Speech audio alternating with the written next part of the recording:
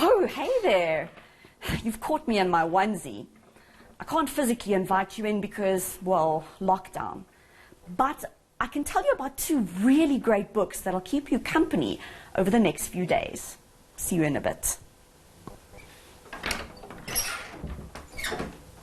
So if you're looking for something thrilling, something gripping and full of tension, well, Stephanie Robles' debut novel, The Recovery of Rose Gold, is just for you. I'm reading it as an ebook because of the lockdown.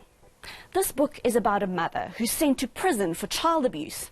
You see, Patty Watts was convicted of deliberately making her daughter, Rose Gold, sick by poisoning her since childhood.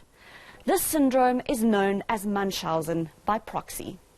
So my best friend is actually an elementary school psychologist, and she was the one who first told me about it. She has experience with the syndrome through her work. And so she told me about it, and I was immediately fascinated and horrified. And I went and did a bunch of my own research, and I was really surprised to discover that the perpetrators are typically women and often mothers.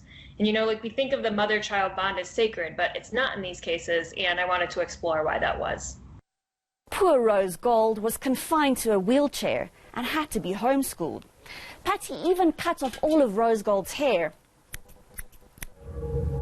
The book is creepy and full of twists and turns. I kind of knew where I wanted the book to finish, so I always knew where each character was going to end up.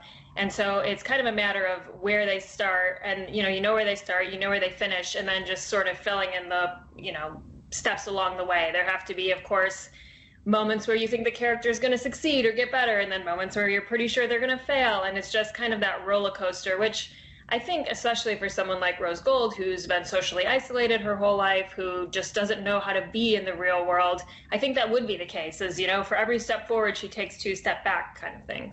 The book is a cat and mouse game, where things might not be what they seem. Now for something a little different. What can be better than a book about books?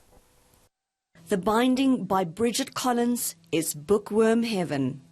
When Emmett Farmer can no longer work on his family's land due to illness, he becomes a binder's apprentice. Now, a binder is someone who takes people's bad memories and makes them disappear into beautiful books so they no longer remember them. Now, there are hundreds of these old books. But the plot thickens. One day Emmett finds one with his name on. The binding is magical. It's about the power of books and, above all, the power of love. Aww.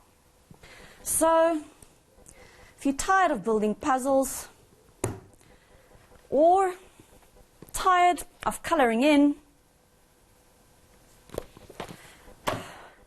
or watching the news, just remember, a few pages a day keeps the boredom at bay. Andrea van Wyk, Johannesburg.